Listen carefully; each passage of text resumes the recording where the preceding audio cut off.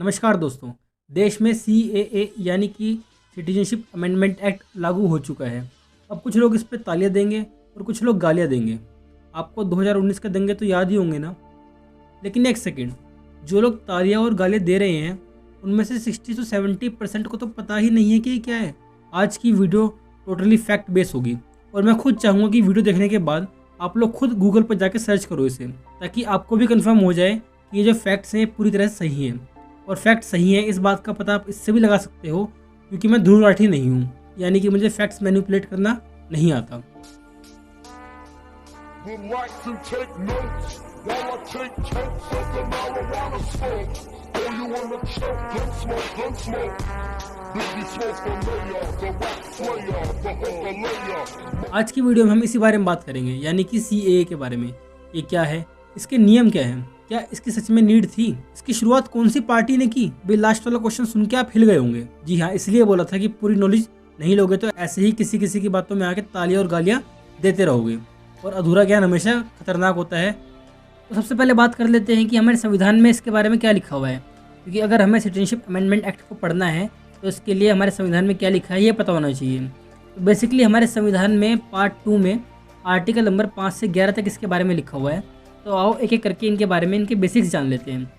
तो जो article number 5 है इसमें लिखा हुआ है डोमिसाइल के बारे में, यानी कि अगर कोई पर्सन जो कि इंडिया में रहता है, ये कब की बात चल रही है, ये बात चल रही है 26 नवंबर 1949 की, यानी कि जब हमने अपना संविधान को पार्शली लागू करा था। ठीक है, पूरी तरह से लागू नहीं करा था, उस दिन ये बनकर तैयार हुआ था। तो उस दिन जो कोई पर्सन इंडिया में रह रहा था और उसकी आगे भी इंडिया में रहने की इच्छा थी, तो उसको हमने बोला कि ये भारत का नागरिक है। दूसरा आर्टिकल नंबर 6, इसमें क्या लिखा था कि उस टाइम पे पाकिस्तान बन चुका था। ठीक है, अब जब पाकिस्तान बन गया था, पाकिस्तान में दो थे, ईस्ट पाकिस्तान और वेस्ट पाकिस्तान, जैसे कि आपको स्क्रीन पर दिखाई दे रहा है। ईस्ट पाकिस्तान जिसे बांग्लादेश बोलते हैं आज की डेट में। ठीक है, तो अगर कोई पाकिस्तान से इंडिया में आएगा और डेट एक फिक्स कर दी, डेट कौन सी फिक्स करी, 19 जुलाई 1948, यानी कि अगर कोई पर्सन 19 जुलाई 1948 से पहले पाकिस्तान से इंडिया में आ गया तो उसे भी हमने इंडिया की नागरिकता यानी कि भारत की नागरिकता दे दी। ठीक है, अब आर्टिकल नंबर 7, इसमें क्या लिखा है, देखो, गलती इंसानों से हो जाती है। वैसे ही जो इंडिया में कुछ मुस्लिम रह रहे थे, उनको लगा कि मुस्लिमों के लिए एक अलग देश बन गया पाकिस्तान, तो हमें वहीं जाना चाहिए, तो वो लोग चले भी गए पाकिस्तान। लेकिन उन्हें वहाँ जाके आइडिया हो गया कि इस कंट्री का तो बेड़ा गर्क होने वाला है। ठीक है, उन्हें पूर्वाभास हो गया था, इसलिए वो भाग के दोबारा से इंडिया में आ गए। यानी कि जो लोग इंडिया से पाकिस्तान गए फिर पाकिस्तान से इंडिया में आ गए 19 जुलाई 1948 से पहले, तो उन्हें भी भारत की नागरिकता दे दी गई, क्योंकि चलो इंसानों से गलती हो जाती है तो उनकी गलती को माफ़ कर दिया गया। आर्टिकल नंबर 8 में क्या लिखा हुआ है कि जो पर्सन ऑफ इंडियन ओरिजिन है, यानी कि भारत के बाहर जो रह रहे हैं, तो अगर वो चाहें तो वो इंडिया में आ सकते हैं। यही डेट जो 19 जुलाई 1948 है उससे पहले भारत में आ जाए तो उन्हें भारत की नागरिकता दे दी जाएगी। तो ये तो 5, 7, 8 आर्टिकल थे नागरिकता को देने के लिए। अब आर्टिकल नंबर 9 में क्या लिखा हुआ है, इसमें बात कर रखी है टर्मिनेशन की, यानी कि अगर सपोज़ करो कि अभी कोई पर्सन है जो कि भारत का नागरिक है, वो कल को जाके अमेरिका की नागरिकता ले लेता है, तो उसकी ऑटोमेटिकली भारत की नागरिकता ख़त्म हो जाएगी। ये लिखा हुआ है आर्टिकल नंबर 9 में, यानी कि आप अगर भारत के नागरिक तो भारत के ही रहोगे, और अगर आपने किसी और देश की नागरिकता ले ली तो फिर आप वहीं के नागरिक रहोगे, इंडिया के नागरिक आप नहीं रहोगे। आर्टिकल नंबर 10 में क्या लिखा हुआ है, इसमें ये लिखा हुआ है कि जिनको नागरिकता दे दी गई है उनसे वो छीनी नहीं जाएगी कुछ केसेस के अलावा, है ना। जैसे सपोज उसको नागरिकता दे दी है तो तब भी कुछ लोगों को लगेगा कि क्या पता सरकार छीन न ले, तो ये एक तरह से आर्टिकल नंबर 10 उसकी गारंटी है कि सरकार नहीं छीनेगी, तब तक कि आप बहुत बड़ा कुछ पाप ना करो। आर्टिकल नंबर 11 में क्या लिखा हुआ है, उसमें ये लिखा हुआ है कि संसद इसके लिए कानून बना सकती है, यानी कि संसद नागरिकता के लिए कानून बना सकती है कभी भी। ठीक है, जो कि आगे संसद ने बनाए भी। अभी ये बात तो 26 नवंबर 1949 तक के लिए हो गई, लेकिन उसके बाद क्या, उसके बाद जो इंडिया में पैदा हुआ है उसके लिए क्या, उसके बाद किसी को इंडिया की नागरिकता लेनी हो तो, छोड़नी हो तो फिर क्या नियम है। इसके लिए 1955 में पहली बार सिटीजनशिप अमेंडमेंट एक्ट लाया गया, यानी कि CAA 1955। अब कुछ लोग बोल रहे थे कि जैसा कि आपने इंस्टाग्राम वगैरह पे भी देखा होगा कि बीजेपी तो संविधान बदल रही है, तो भाई साहब देख लो शुरुआत CAA की किसने की, यानी कि नेहरू गवर्नमेंट ने। अभी भी कुछ लोग बोलेंगे कि अरे यार ये वो CAA नहीं है जो अब CAA है। ठीक है, तो भाई रुक जाओ, वीडियो बाकी है अभी। तो जो 1955 में अमेंडमेंट हुआ था उसमें 19 सेक्शंस ऐड किए थे, लेकिन हमें सारे नहीं पढ़ने, हमें सिर्फ 3 से लेकर 10 तक पढ़ने हैं, वो भी ऊपर ऊपर से। और इसमें अभी तक 6 बार अमेंडमेंट हो चुके हैं, 6 बार। ठीक है, तो मैं आपको सारा लास्ट तक का मोटा मोटा हिसाब किताब बता देता हूँ ताकि आप लोगों को समझ में आ जाए कि CAA क्या है। तो चलो एक एक करके सारे सेक्शंस के बारे में देखते हैं। सेक्शन नंबर 3, इसमें क्या लिखा है? इसमें लिखा है बाई बर्थ, यानी कि अगर कोई पर्सन इंडिया में पैदा हुआ है तो उसे इंडिया की नागरिकता मिल जाएगी।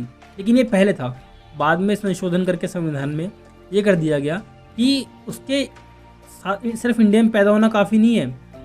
जैसा अमेरिका में तो क्या है कि पेरेंट्स कहीं के भी हों, अगर कोई पर्सन वहाँ पैदा हो गया तो उसे अमेरिका की नागरिकता मिल जाएगी।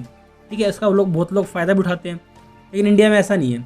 इंडिया में पैदा हो गया तब भी कुछ नहीं, उसके पेरेंट्स यानी कि उसके मम्मी या पापा में से किसी एक को इंडिया के नागरिक होना पड़ेगा पहले। ठीक है, तब उसका जो बेटा या बेटी पैदा होंगे देश में उसे मिल जाएगी भारत की नागरिकता। और इतना ही नहीं, जो उसके दूसरे अदर हाफ है, यानी कि सपोज करो फादर इंडियन है, जो उसकी मदर है वो इलीगल इमिग्रेंट नहीं होनी चाहिए। इलीगल इमिग्रेंट समझते हो आप लोग? जैसा बजरंगी भाईजान में था, सलमान खान तारों के नीचे से गया था पाकिस्तान में। अब बात करते हैं सेक्शन 4 की। इसमें लिखा है बाई डिसेंट, यानी कि वंश के आधार पे। सपोज करो अमेरिका में कोई पर्सन गया हुआ है, उसके वहाँ बच्चा पैदा होता है। अब उसके बच्चे का अधिकार है कि वो इंडिया की नागरिकता ले या फिर USA की नागरिकता ले। ठीक है, लेकिन उसके जो फादर हैं वो इंडियन होने चाहिए, ये लिखा था पहले। अब उसमें संशोधन करके क्या कर दिया गया कि उसके पेरेंट्स यानी कि उसके फादर हों या मदर हों, दोनों में से कोई भी इंडिया का नागरिक होना चाहिए, तो उसके बेटे या बेटी को भारत की नागरिकता मिल जाएगी। और साथ में जो उसका अदर हाफ है, यानी कि जो वाइफ है या फिर हस्बैंड है, वो इलीगल इमिग्रेंट नहीं होना चाहिए। और दूसरा, जब वो बच्चा पैदा होगा तो उसके 1 साल के अंदर अंदर उसका रजिस्ट्रेशन करवाना पड़ेगा, तब जाके उसे भारत की नागरिकता मिलेगी। अब बात करते हैं सेक्शन 5 की, यानी कि बाय रजिस्ट्रेशन। इसमें क्या है? इसमें देखो, जैसे कि सपोज करो कि पर्सन है जो कि पर्सन ऑफ इंडियन ओरिजिन है, यानी कि जो उसके मूल हैं, यानी कि जो उसके फादर हैं या फिर ग्रैंड फादर ग्रैंड मदर वो इंडियन ओरिजिन के हैं, वो बाहर रहते हैं। अब उनका जो बच्चा है, उनका पोता पोती जो भी है, वो इंडिया की नागरिकता चाहता है लेना, उसे क्या करना पड़ेगा? उसे रजिस्ट्रेशन के थ्रू नागरिकता वो ले सकता है। कैसे ले सकता है? कि वो पर्सन इंडिया में आके 7 साल तक कम से कम रहे, तब जाके उसे रजिस्ट्रेशन के थ्रू भारत की नागरिकता मिल जाएगी। 7 साल भी कैसे? उसे रजिस्ट्रेशन से 1 साल पहले लगातार इंडिया में रहना पड़ेगा। जैसे सपोज करो अगर अभी 2024 चल रहा है, तो अगर कोई पर्सन 1 जनवरी 2024 को अप्लाई करता है रजिस्ट्रेशन के लिए, तो उसे 1 जनवरी 2023 से 31 दिसंबर 2023 तक पूरे इंडिया में रहना पड़ेगा लगातार। और उससे पहले 8 साल हैं, उन 8 सालों में से कम वो 6 साल तक इंडिया में रहा हो। ठीक है, तब जाके उसे मिलेगी भारत की नागरिकता रजिस्ट्रेशन के थ्रू। अब बात करते हैं सेक्शन 6 की। इसमें नागरिकता मिलेगी थ्रू नेचुरलाइजेशन। इसमें क्या है? इसमें 2 पार्ट बन सकते हैं, एक खास लोगों के लिए, एक आम लोगों के लिए। खास लोग कैसे? सपोज करो कोई पर्सन है जो कि आर्ट में अच्छा है, फिलोसफी में अच्छा है, लिटरेचर में, साइंस में, ठीक है, और आपका सोशल सर्विस में, तो इन सब में अगर कोई काफ़ी अच्छा इंसान है तो उसे हम नागरिकता दे देंगे तुरंत ही। ठीक है, थ्रू नेचुरलाइजेशन। लेकिन अगर कोई आम इंसान है, उसके कोई भी रूट्स इंडिया में जुड़े हुए नहीं है, यानी कि उसके पर्सन ऑफ जो फादर मदर ग्रैंड मदर कोई भी इंडिया से जुड़ा हुआ नहीं है, लेकिन वो चाहता है कि उसे इंडिया में रहना है, उसे इंडिया पसंद आ गया है, तब कैसे मिलेगी नागरिकता उसे? तब उसे 12 साल तक इंडिया में रहना पड़ेगा। सपोज कोई पर्सन जो कि 1 जनवरी 2024 को अप्लाई करता है नेचुरलाइजेशन में नागरिकता के लिए, तो उसे 1 जनवरी 2023 से 31 दिसंबर 2023 तक इंडिया में रहना पड़ेगा। और उससे पहले जो 14 साल हैं, यानी कि 2023 से पहले जो 14 साल हैं, उनमें से उसे 11 साल तक इंडिया में रहना पड़ेगा। ठीक है, तब जाके उसे भारत की नागरिकता मिल जाएगी थ्रू नेचुरलाइजेशन। ठीक है, अब जो CAA आया है ना, जिसके ऊपर पूरा विवाद चल रहा है, वो इसी के लिए है, वो इसी सेक्शन 6 को लेके है। ठीक है, वो क्या है भी हम आगे बात करेंगे, पहले एक बार 7-8 नंबर्स भी कर लेते हैं। सेक्शन 7 में क्या लिखा हुआ है? इसमें ये लिखा हुआ है कि अगर हमने कोई टेरिटरी इनकॉर्पोरेट कर लिया, यानी कि उस पर हमने कब्जा कर लिया, उसमें जितने भी लोग हैं वो सारे बन जाएंगे भारत के नागरिक एक झटके में। और वैसे ही मान लो सपोज करो कल को हम जाके पाकिस्तान पर कब्जा कर ले और अखंड भारत जो है हमारा उसको बना लें, तो जो सारे पाकिस्तान के नागरिक हैं वो सारे इंडिया के नागरिक बन जाएंगे। कितने तेजस्वी लोग हैं हमारे पास, कितने शानदार विचार रखते हैं जी।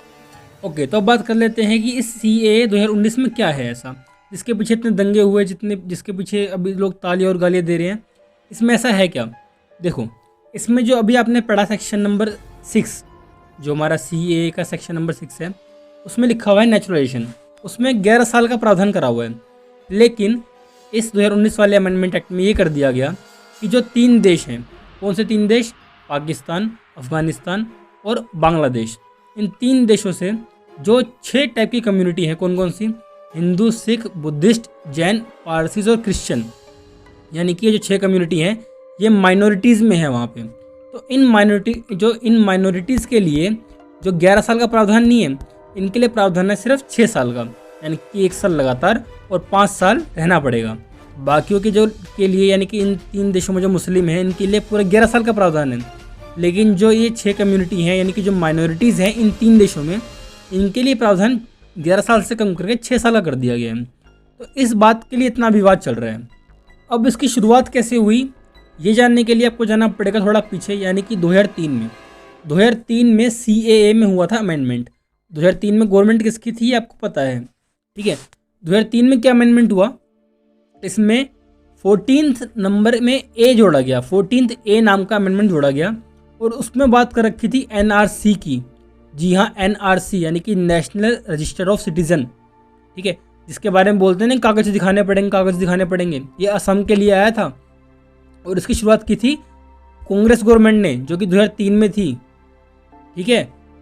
इसमें शुरुआत हुई NRC की और इस पर मनमोहन सिंह ने कहा था कि जो बांग्लादेश से माइनॉरिटीज़ आ रही हैं वो काफ़ी परसिक्यूटेड हैं और यानी कि उन पर काफ़ी अत्याचार हो रहा है और इनके लिए कोई ऐसा नियम होना चाहिए ताकि इनको यहाँ पे आसानी से जगह मिल जाए इंडिया में, ठीक है।